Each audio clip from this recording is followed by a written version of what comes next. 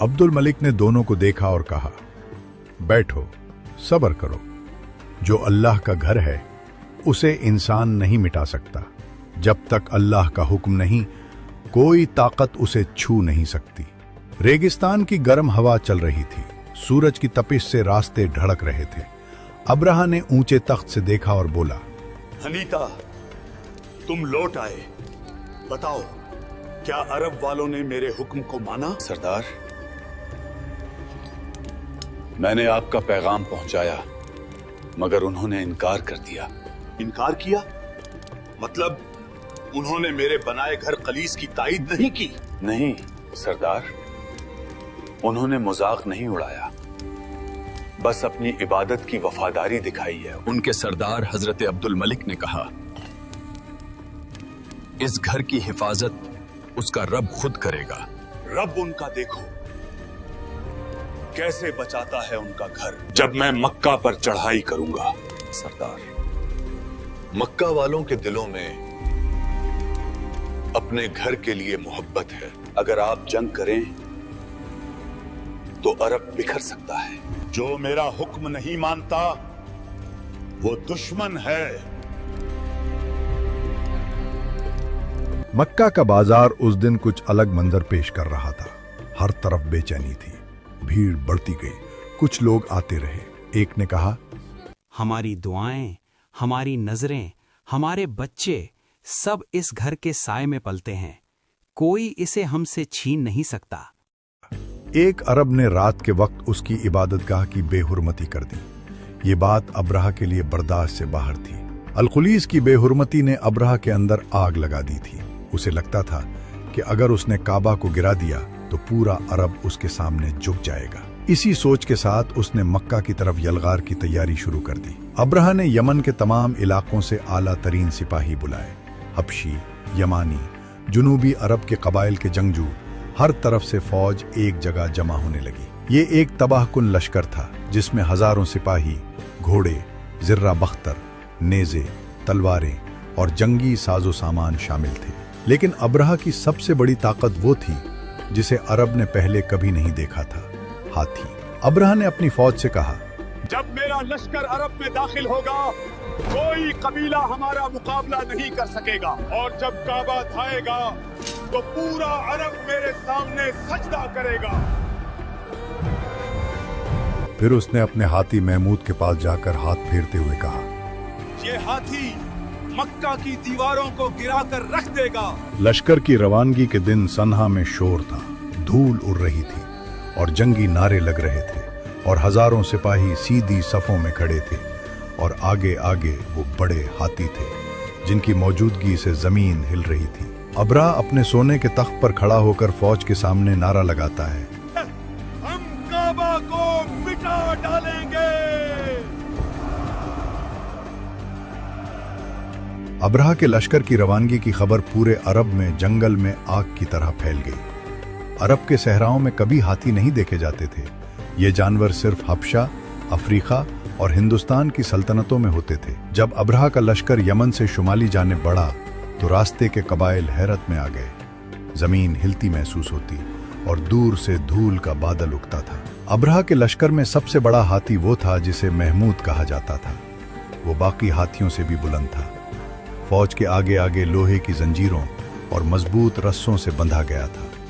ये थे अब्राहा के जंगी हाथी। सर पर सोने चांदी के जंगी गिलाफ और पीठ पर बहुत बड़ा जंगी होदज जिसमें तीर अंदाज और नेजा बरदार बैठे थे। हर हाथी कदम उठाता तो उसकी टांग के साथ लगी जर्रा बख्तर टकराती और एक धाती गूंज पूरे मैदान में फैल जाती। लश्कर के सिपाही फख्र से कहते थे, जब महमूद मक्का की दीवार से टकराएगा तो काबा मिट्टी की तरह बिखर जाएगा।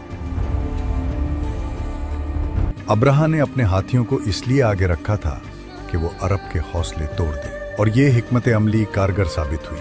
रास्ते के कई कबाइल लश्कर को देखते ही भाग गए। उन्होंने अपने खानदान वालों को पहाड़ों में छुपा दिया। अब्राहा की फौज सबसे पहले कबीला खुसअम की सरजमीन में पहुंची। उस कबीले ने मुकाबला करने की कोशिश की, लेकिन अब्राहा ने हुक्म दिया, जो मुकाबला करे खत्म कर दो। कबीला खुसअम का मुकाबला चंद घंटों में खत्म हो गया। लोग मारे गए, गिरफ्तार हुए और मवेशी लूट लिए गए। अब्राहा का लश्कर जब आगे बढ़ा तो नखा और हवाजन ने दूर से लश्कर को देखा और समझ गए कि ये लड़ाई उनकी ताकत में नहीं। उन कबाइल ने अपने घर छोड़ दिए और अपने खानदानों को पहाड़ों और घाटियों में छुपा लिया। जब लश्कर ताइफ के करीब पहुंचा तो ताइफ के सरदार अब्राहा से खौफजदा थे। उन्होंने अब्राहा से कहा कि वो मक्का वालों से नहीं बल्कि उनसे वफादार है और उनकी इबादतगाह लात का बुत महफूज रहे। उन्होंने अब्राहा को रास्ता और मदद दी। अब्राहा का लश्कर लंबा सफर तय करता हुआ आखिरकार मक्का के करीब वादी मुगम्मिस में पहुंचा। ये वो मकान था जो मक्का से कुछ दूर था, जहां बाहर से आने वाले काफिले अक्सर कयाम करते थे। अब्राहा ने हुक्म दिया, लश्कर यहाँ खैमे गाड़े।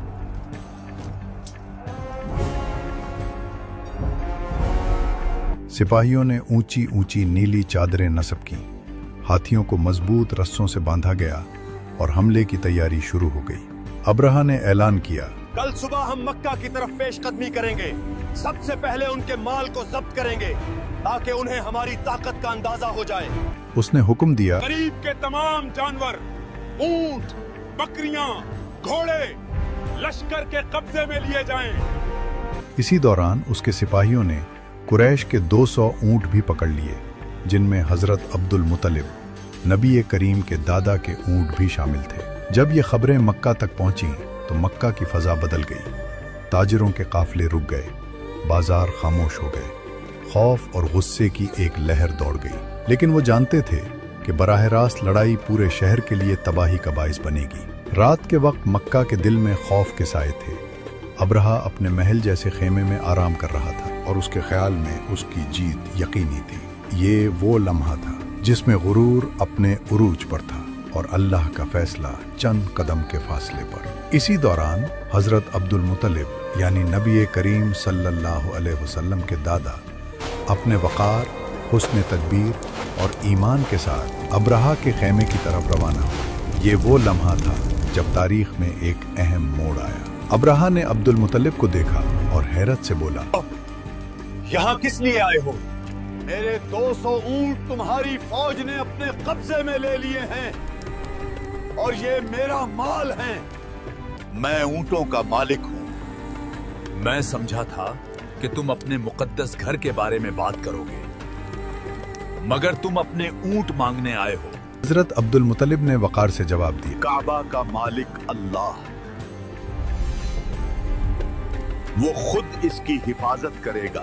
अब्राहा इस बात से मुतमईन न हुआ, मगर ये अल्फाज तारीख की एक अटल हकीकत की बुनियाद बन गए कि काबा की हिफाजत इंसानी ताकत से नहीं बल्कि रब्बे कायनात की मर्जी से होती है। ये मुलाकात सिर्फ मक्का के लिए नहीं बल्कि आने वाली सदियों के लिए एक अजीम सबक थी। गुरूर, ताकत और धौंस इंसान के लिए महदूद है और अल्लाह की हिफाजत के आगे हर शय बेबस है। हजरत अब्दुल मुतलिब के ये अल्फाज लश्कर के सामने इंसान की आजिज़ी और अल्लाह की कुदरत का खुला ऐलान बन गए और इसी यकीन ने कुरैश को ये हौसला दिया कि वो पहाड़ों की तरफ निकल जाएं और अपने खानदानों को महफूज कर लें। अब्राहा का लश्कर मक्का के करीब पहुंच चुका था और शहर के अंदर खौफ की फजा छा चुकी थी। मर्द, औरतें और बच्चे अपने घर छोड़कर पहाड़ों की तरफ भाग रहे थे। कोई अपने अहले खाना को उठाकर छोटी छोटी वादियों में छुपा रहा था। मक्का की गली कूचों में खामोशी तारी हो गई। सिर्फ गर्म हवा की सरसराहट और कहीं दूर ऊंटों के कदमों की आहट सुनाई देती थी। हजरत अब्दुल मुतलिब पहाड़ों के दरमियान खड़े अपनी दुआओं में मशगूल थे। उन्होंने आसमान की तरफ हाथ उठाकर कहा, ऐ अल्लाह, ये तेरा घर है। हम कमजोर हैं और हमारी ताकत महदूद है। तू ही मक्का की हिफाजत फरमा है। सुबह का वक्त हुआ। अब्राहा का लश्कर पूरी कुव्वत के साथ मक्का की सिमत सफ आ रहा था। सबसे आगे हाथी महमूद खड़ा था। उसके कदम जमीन को दबाते और फौज के हौसले बुलंद करते थे। अब्राहा ने हुक्म दिया, आगे बढ़ो, काबा को मिटा दो।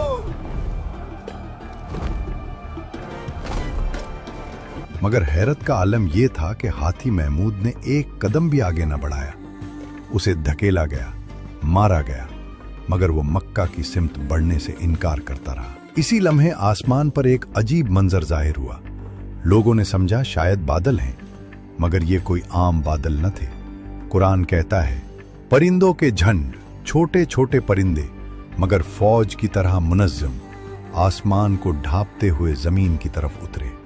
हर परिंदे के पास 3 पत्थर थे, एक चोंच में, 2 पंजों में। ये सुज्जेल के पत्थर थे। पहला पत्थर एक सिपाही पर गिरा, जर्रा चीरता हुआ जिस्म में धंस गया और वो सिपाही जमीन पर गिर पड़ा। फिर एक के बाद एक हजारों पत्थर बरसने लगे। जिस पर पत्थर गिरता उसका जिस्म अंदर से फट जाता। सिपाही चीखते, भागते और हाथी जमीन पर गिरने लगे। चंद ही लम्हों में वो लश्कर जो पूरे अरब के लिए खौफ की अलामत था, रैत के जरों की तरह बिखर गया। कुरान इस मंजर को यूं बयान करता है, अल्लाह ने उन्हें खाए हुए भूसे की मानिंद कर दिया।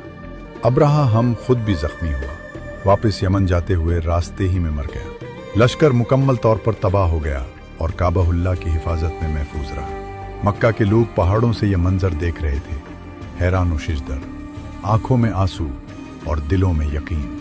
ये अल्लाह की तरफ से था, ये इंसान का अमल नहीं था। ये वो लम्हा था जिसने तारीख का रुख बदल दिया।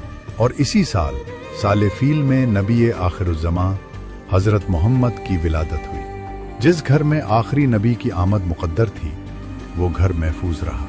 ये वाक़या आज भी हमें याद दिलाता है कि जब अल्लाह किसी चीज़ की हिफाजत फरमाए तो दुनिया की तमाम ताकतें भी बेबस हो जाती।